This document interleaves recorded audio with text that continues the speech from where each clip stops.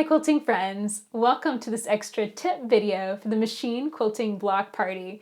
Today I'd like to share with you some basics for free motion quilting, as well as guide you through practicing our first design, sharp stippling. Along the way, I'd also like to talk about thread color, the thread that you're using to machine quilt all of your blocks, and not only the impact that can have on your quilt, but also developing an opinion as to what you like and what you don't. So let's get started. So let's just start with some of the tools that you'll see me using in the video. I'm always going to be wearing quilting gloves. This helps me get a good grip on the quilt. On my machine, I have a queen size Supreme slider, and this is just a Teflon sheet that really helps to make my quilt move so much easier and smoother over the surface. Inside the machine, I use little Genie Magic bobbin washers, and these are just a little Teflon disc that goes into the bobbin case, and this works for top and side loading bobbins. You just pop it in, wind the bobbin around, and what this does is it just helps the bobbin to feed as smoothly as the top, so you get fewer thread breaks, fewer bird's nests, fewer stitch issues. So now let's talk about setting up your machine for free motion quilting. I've put an open-toed darning foot onto my machine. That is a foot that's designed to hover over the surface of your quilt, so that way you can move the quilt in all directions. And I've also dialed my stitch length down to 0.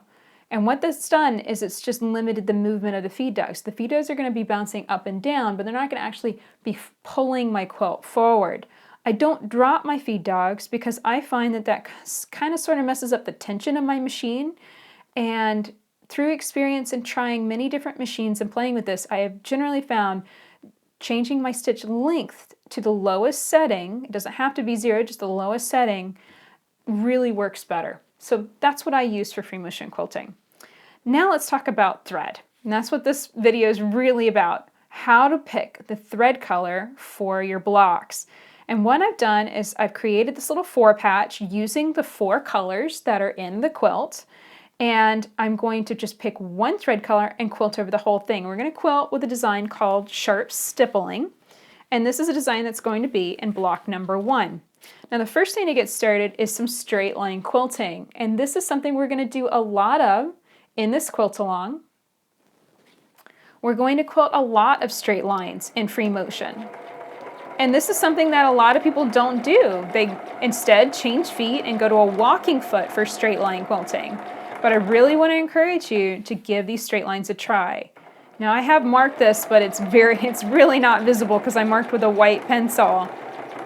But it really doesn't even matter in this situation whether my straight lines are straight or not. This is just a practice sandwich, but it's good practice to just start getting the feel for this. One thing that can help keep your straight lines straight is to put your right hand down on your quilt and make sure that the index finger of your right hand is running parallel with the foot and the needle, and then just push the quilt into the machine just exactly the same way that you would if you were using a walking foot. Whenever I show people this technique and they're like, well, why don't I just use a walking foot then? That seems to make the most sense, doesn't it? It certainly does if you're looking at it from that perspective, but keep in mind, we're going to stitch all the way around this block and then go straight into our filler design. We're going to go straight into sharp stippling. So we don't have to change feet, we don't have to cut thread. All that stuff is time consuming, takes time away from quilting, and it's distracting. So this is one of the reasons why I like doing all my straight line quilting and my stitching in the ditch, all of it I do in free motion, so it's faster. I get more quilts done more quickly, less distraction. Less spending time breaking thread and hiding thread tails. So here I'm coming up, finishing up this square. And now let's learn some sharp stippling. This is a filler design, which means that we can fill it into the space without marking, just by memorizing the rules of the design. And this is kind of like learning cursive. We're going to memorize the rules of the design the exact same way you memorize the rules of writing in cursive. So with sharp stippling, we're going to wiggle around and come to sharp points. This is very similar to traditional stippling. The only change is that we're coming to sharp points. Just wiggle back. Now let's say you're having trouble with the points. Come to a dead stop like this. really think about it. Reposition your hands, kind of give it a little squish, kind of stretch out your fingers a little bit, and then slowly get started stitching in the opposite direction. A lot of beginners struggle with direction changes like that because you're going in one speed all the time. So you've got to be able to change direction quickly, and sometimes our hands just haven't caught up with our brains yet.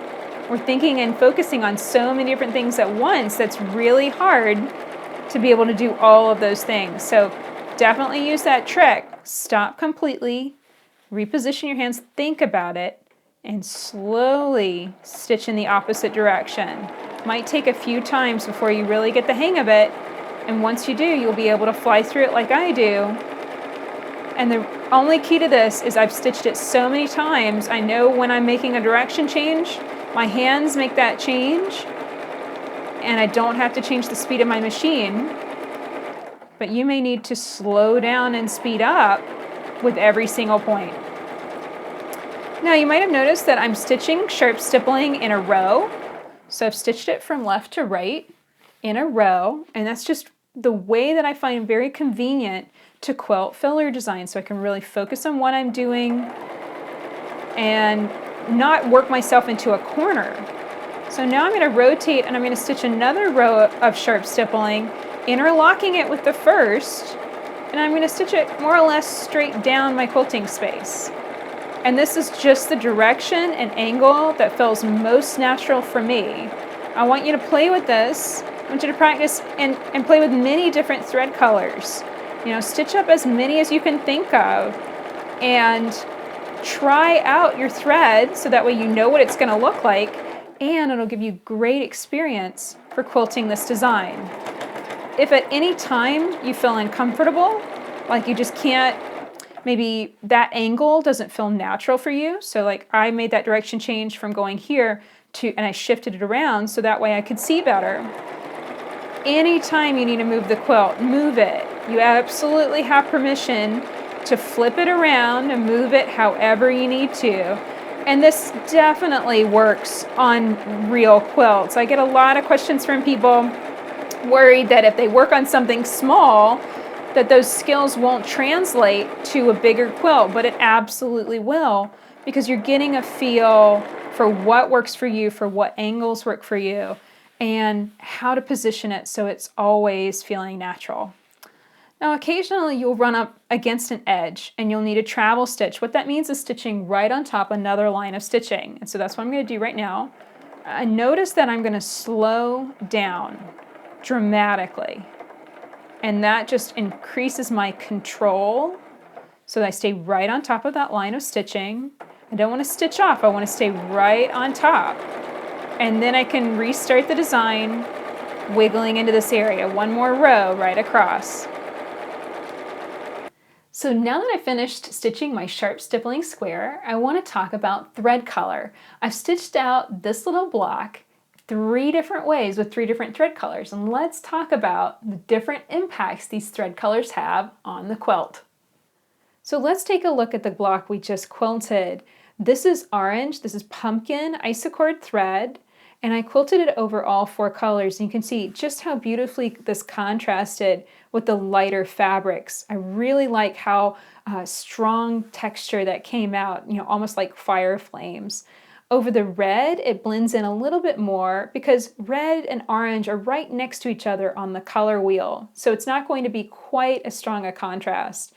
This thread in particular seemed to blend in very much with the Nasturtium Island Batik fabric. I could see what I was doing, but depending on how this looked on the block, it might look a little blotchy. So here's the block, and where this would be quilted, it would be quilted in these areas. So you would have an area here that would contrast, and then you'd have an area here that would blend. Now, to me, I would feel like that would look blotchy because it would only show in these red areas. And that's not something that I like, but it's good to think about that as you're choosing thread colors and see what you think of it yourself. So now let's look at another thread color. This is Isocord Brick. It's a dark red, and again you can see We have a nice contrast with our lights. This almost reads as black because these lights are so light and that thread is so dark that it almost comes across as black.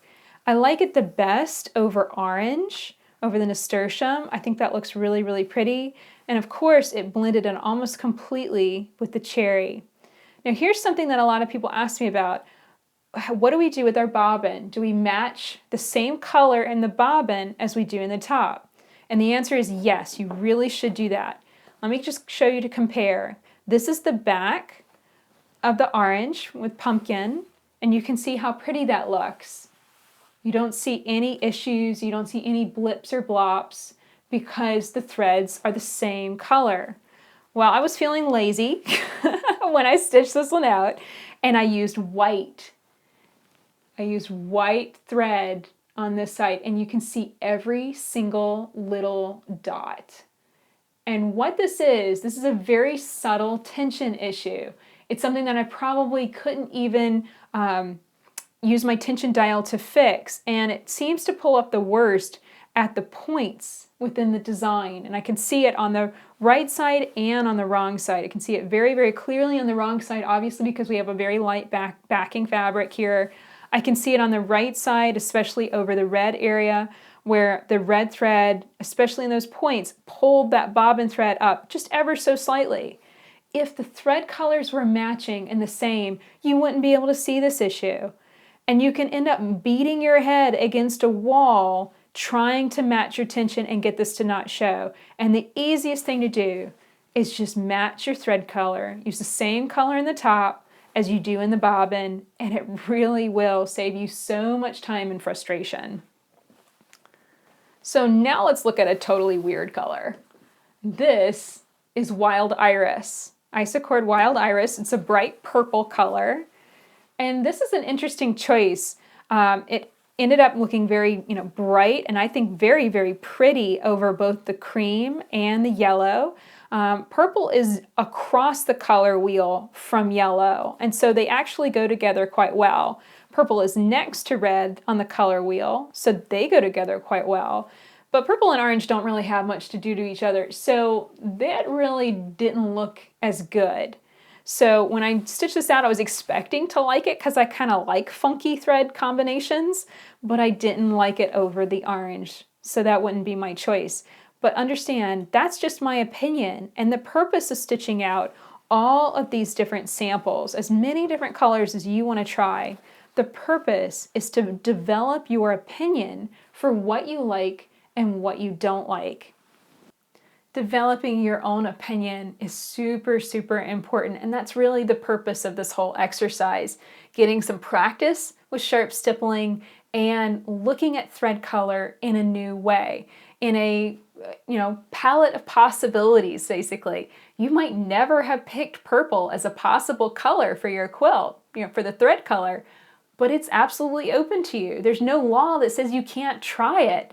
And if you don't like it, well, that's a good thing. At least you've answered that question. You now know you don't like purple on red, orange, and yellow.